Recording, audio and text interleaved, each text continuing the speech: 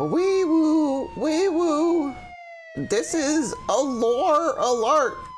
Please remain seated while we discover this lore. Hello, everybody, and welcome to Witch Week, the week in which we examine witches every day of the week. Wow. We are working with Little Church Lore and several other lore collaborators to bring you a beautiful collection of lore articles all about witches in Elden Ring and throughout history.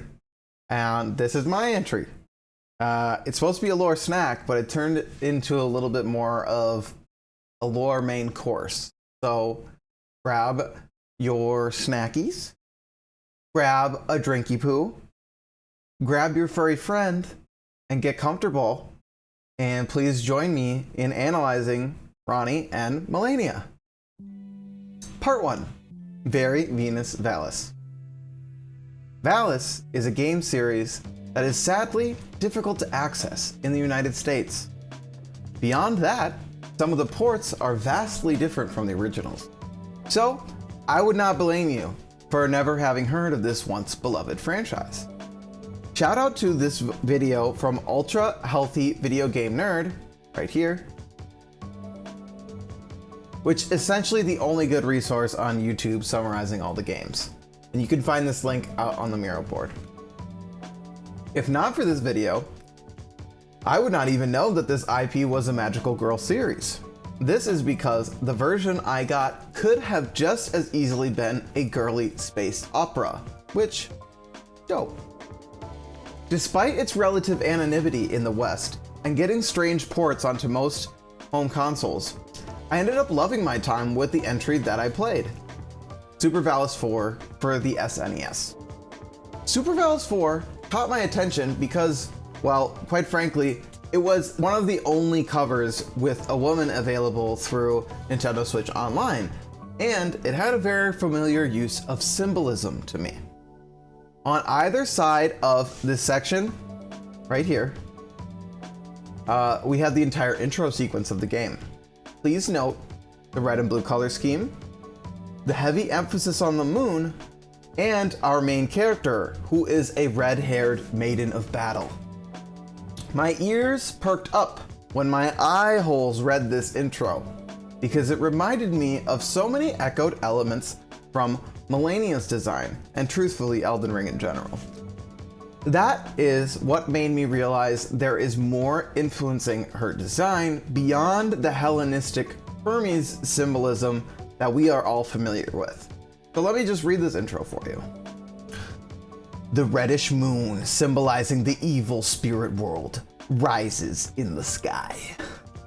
Gallagher, king of the evil spirit forces, bellows to all who listen. We will destroy the dream world first, and then eliminate all who are not part of the evil spirit's reign. Yuko Aso, goddess of the celestial Valis, awards the divine Valis sword to a young maiden from the dream world. That might sound familiar as well. Mighty maiden, the bells toll for battle. And with that, Lena is off to, well, kick some ass. The level that caught my eye was Castle Vanity, which was actually the only level that was designed entirely for this new port. This level had one of the better designs overall, but I bring it up to mention all of the Hellenistic statues that are found throughout, and as well as the crescent moon in the boss battle. Now, these symbols on their own don't constitute that much. However, their rather blunt presentation in the game reminds me of how powerful these symbols are in Japanese media. Specifically, the term power-up girl and magical girl are pretty vague and have a lot of overlap.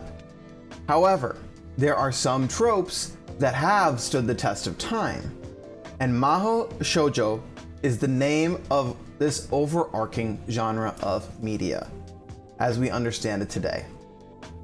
Valis embodies the less witchy of the two archetypes that we want to examine today. which is what I'm going to call the Valkyrie Maiden, and that's my own term. The Valkyrie Maiden is often red-haired and has allusions to Greek myth and Hermes/Mercury in particular. The Valkyrie Maiden is a symbol that has become so popular and so widespread over the past few decades that I would consider understanding its depiction and use as a trope overall as essential to our overall understanding of the cultural context behind Elden Ring. You may have guessed it by now, but we are here to examine Malenia as a commentary on the Valkyrie Maiden archetype in the power girl / magical girl anime space. Part 3, Trina can't shut up about color theory. Okay. So, what do try-hard video game directors, early video game developers, and magical girl mangakas all have in common? They all love primary color schemes, specifically red and blue. Here we have Naoko Takeuchi, the creator of Sailor Moon, Hidetaka Miyazaki, our Lord and Savior up above, and some old guy who's pumping his fist. Maybe he likes Mario. We don't know. Let's talk about why they choose these color schemes so often. A lot of cultural factors actually pushed designs in this direction, such as the small amount of colors available to game developers in the 80s. Even more importantly, though, is that these products were designed for children. Many early cartoons only existed to sell the toys that they were based on. So, magical girl mangas have stuck surprisingly closely to this red and blue protagonist theming, each building off of the legacy that came before.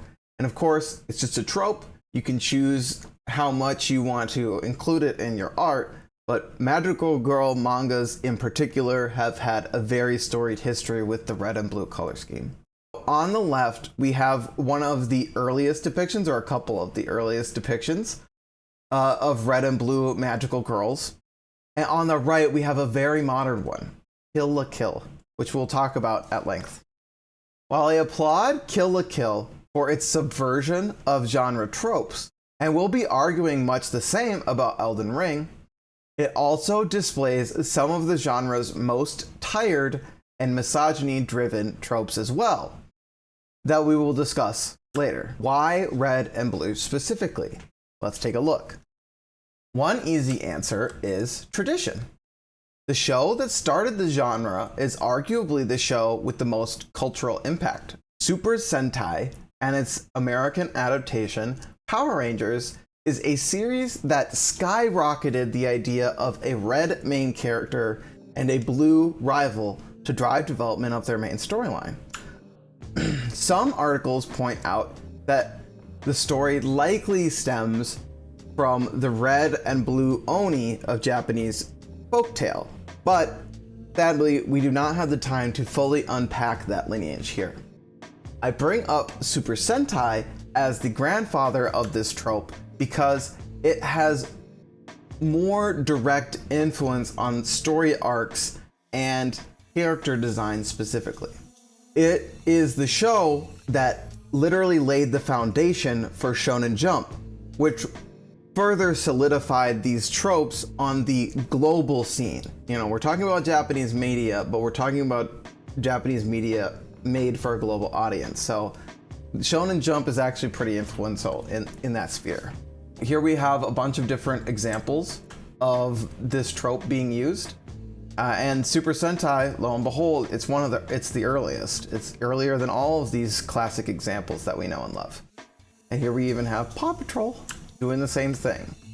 Quick note, Death Note did not use this red and blue color scheme for the manga. I mean, manga's black and white, so you couldn't tell anyway, but that wasn't forced onto the design. The red and blue inner thought scenes was an invention of the animation team, or at least somebody who was working on the anime. The author did intend them to be foils, so it was a natural choice for them, and one that I personally like a lot. It's a good show. Section 5. Isn't this supposed to be about witches?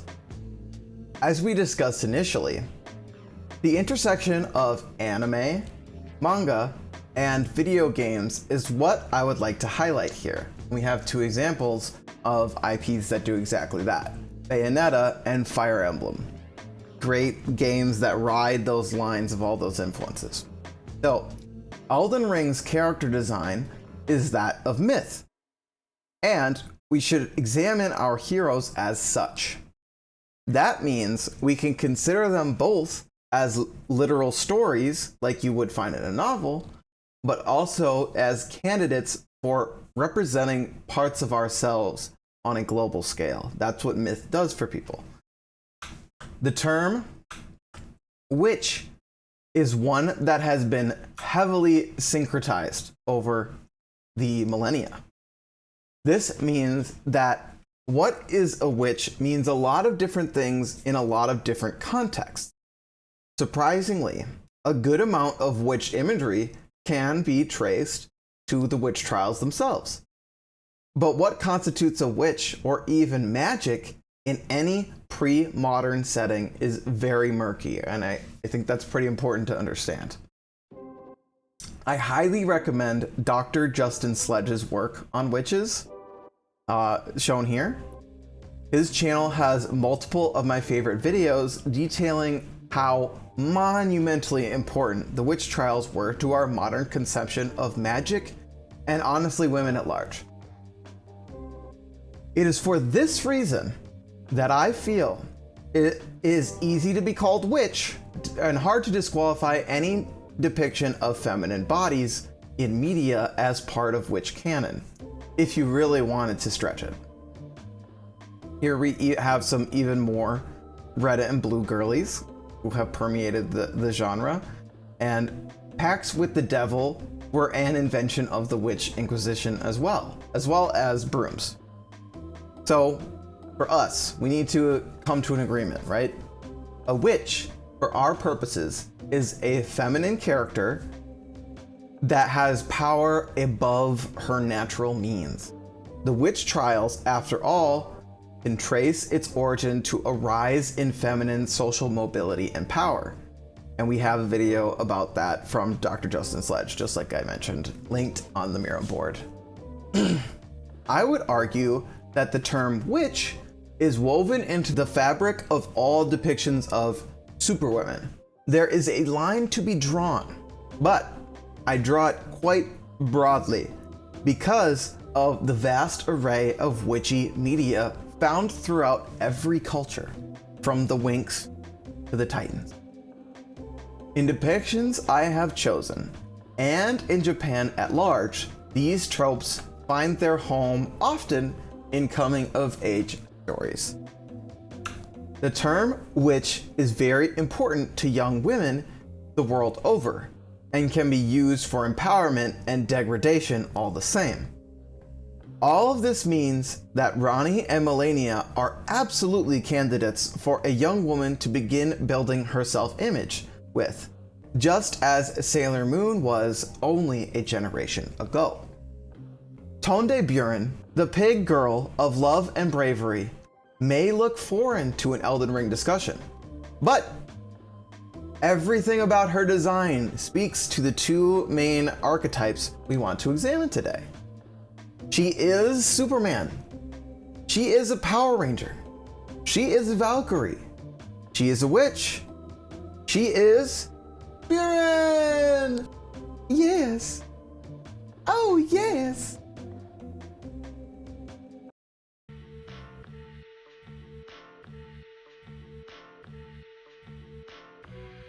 So, we've done a lot of preamble. We've got our margins of what we want to talk about. Now let's actually analyze some characters. We're going to start with the heroic profile for Malenia, since we've talked about her a lot more than Ranni so far. What comes next is something like a Bechdel test. If you've never heard of it, Bechdel test is a way of evaluating whether or not a film or other work of fiction portrays women in a way that is sexist or characterized by gender stereotyping. To pass the Bechdel test, a work must feature at least 2 women and these women must talk to each other, and their conversation must concern something other than a man. A lot of Hollywood movies fail the Bechdel test miserably. With that out of the way, let's continue. If Malenia is a response to the power-up girl / Valkyrie Maiden archetype, how did she do carrying this legacy? Let's see. Well, the answer is complex, and we could spend all day answering it.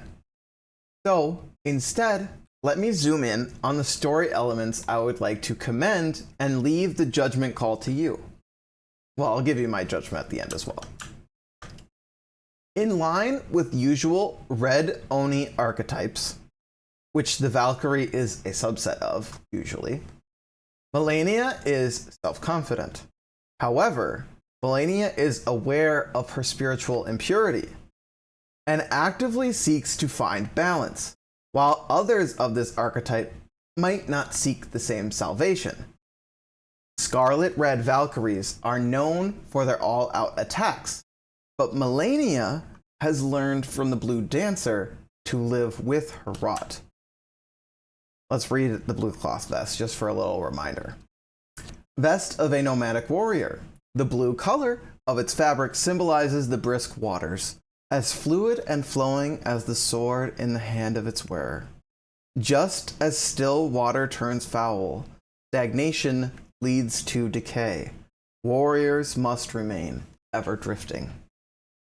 Unlike most modern power-up ladies, Malenia is actually aware of her lack in spiritual purity. However, her mistake is putting her faith to cure that impurity solely in her brother. In a way, Malenia's arc is more about accepting that she is already powerful enough to become a goddess.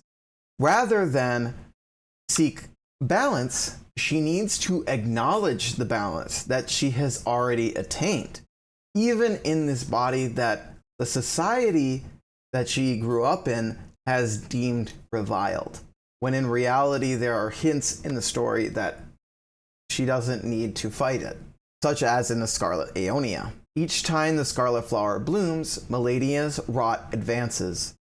It has bloomed twice already. With the third bloom, she will become a true goddess. And if you remember, true god in the world of Elden Ring is basically the most powerful being you can become. Millicent shares Malenia's defeated perspective on her own rotting at the beginning of her quest. One of Elden Ring's mirrored story beats. The final line here even speaks to the idea that the scarlet rot is something only godhood could cure.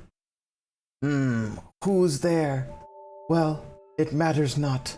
If you are wise, you will leave immediately. My flesh writhes with scarlet rot. It is a curse.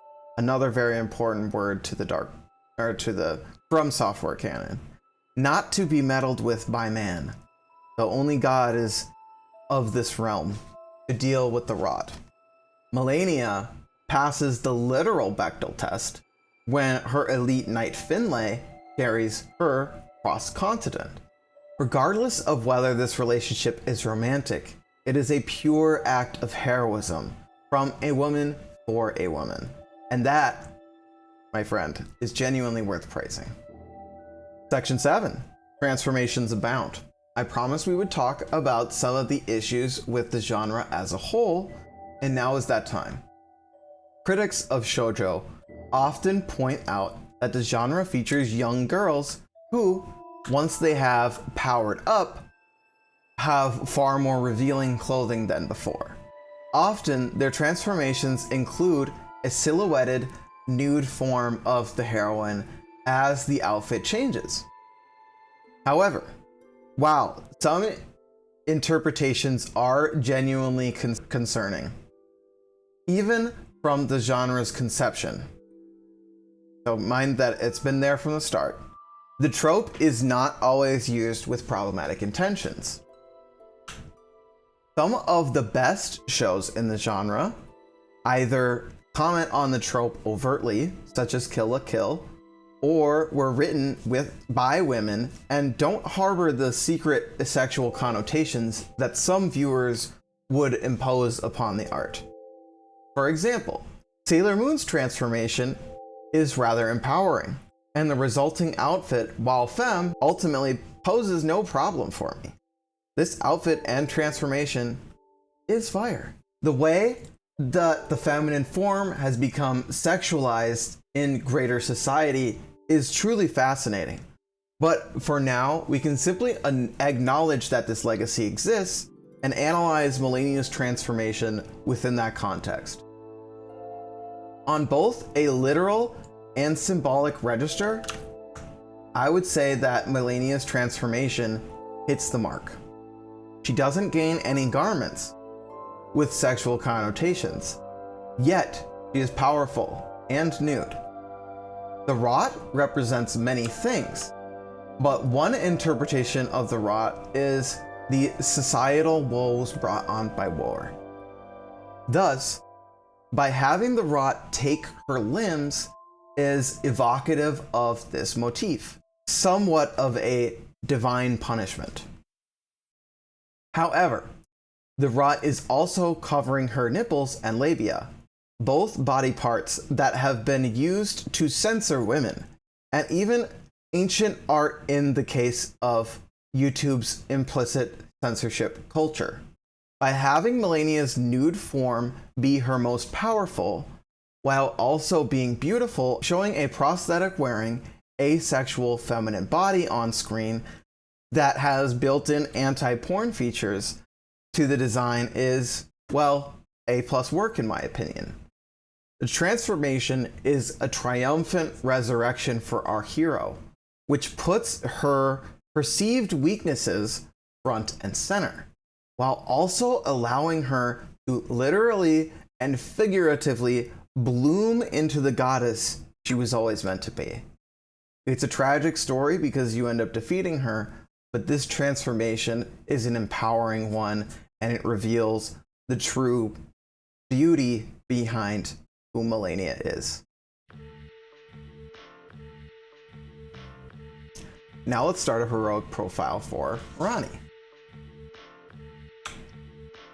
I told you Buren, the pig girl of love, was the ultimate midpoint between all of these genre tropes. But Akatsuki Cha-Cha is literally Ranni, who Power Ranger style transforms into Malenia. For Japanese authors in the 90s, the Brothers Grimm was a playground for them to steal from. And this show really exemplifies why Ranni and Malenia are two sides of the same coin in Japanese culture because of its liberal use of, let's say, fairy tale stories throughout. In the first episode, Cha-Cha is on the precipice of starting magical school and is a divine child. Cha-Cha is essentially if The Sword in the Stone was a magical girl anime. They even gave their Merlin tie-in character a wicked witch / love interest as a rival. One of the oldest sexist tropes that I can think of.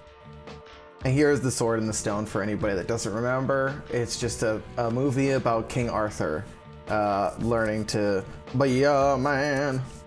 So anyway, as Pokemon and anime at large soared to unheard of popularity in the United States from the late 70s to the early 2000s, our animation industries became inextricably linked because of, well, markets. Even blonde hair on our protagonists has its roots tied to this period of intermingling animation cultures when Sailor Moon and Dragon Ball Z changed the game forever. There's other works, but those are the ones that I like.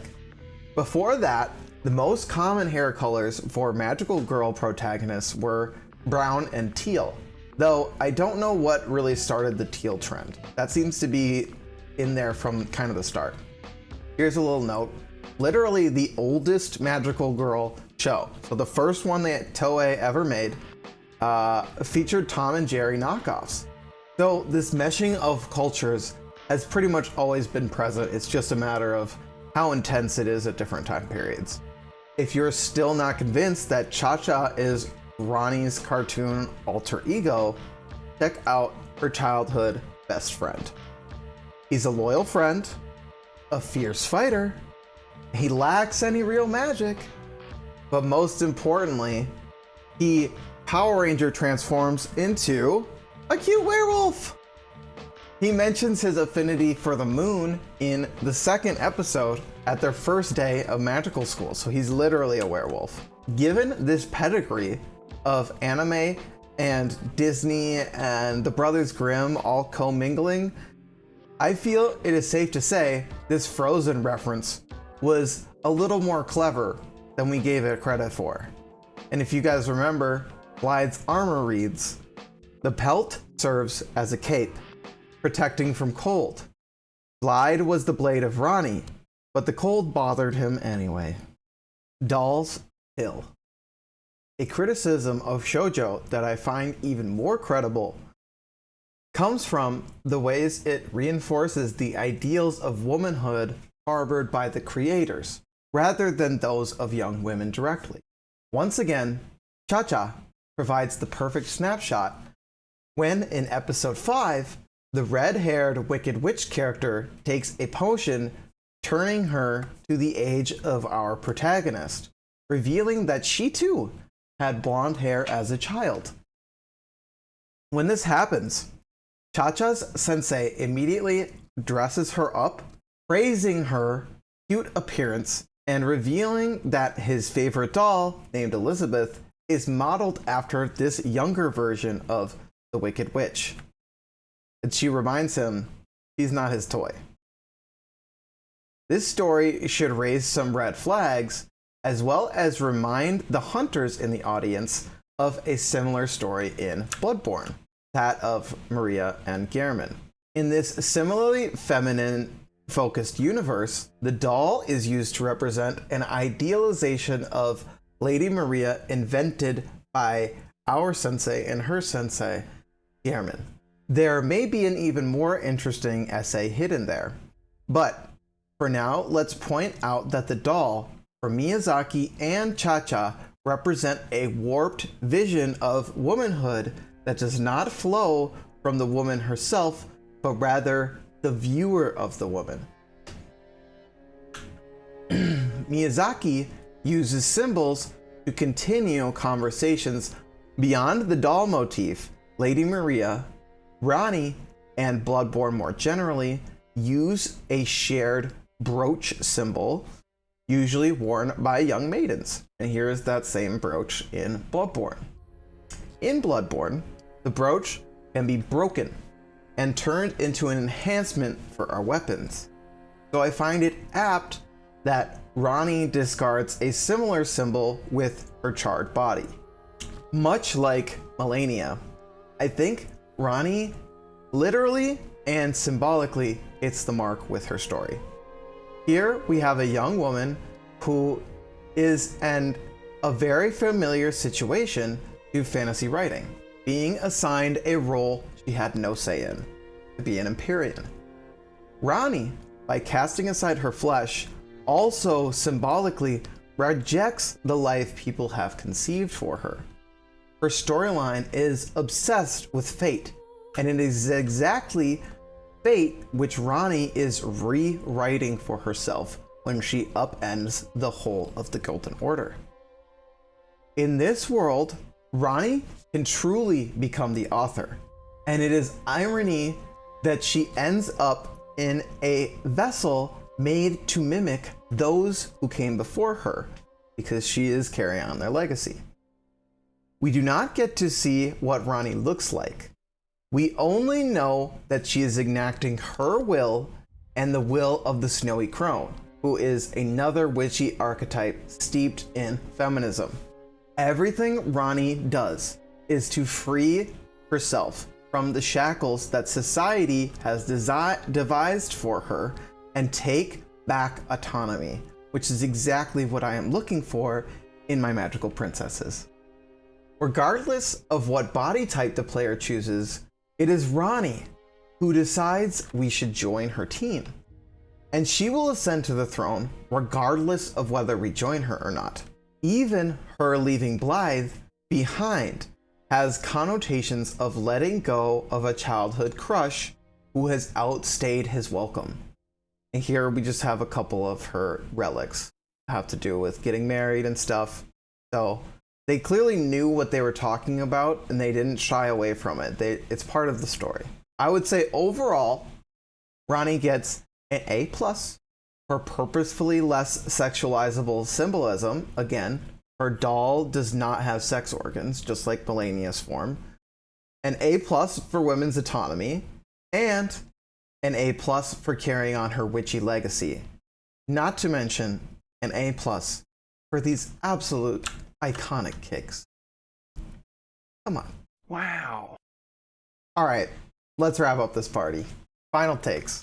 Magical girl anime and the boom of kids culture in the 70s to the 2000s set us up for a video game industry that is surprisingly heteronormative by almost any metric.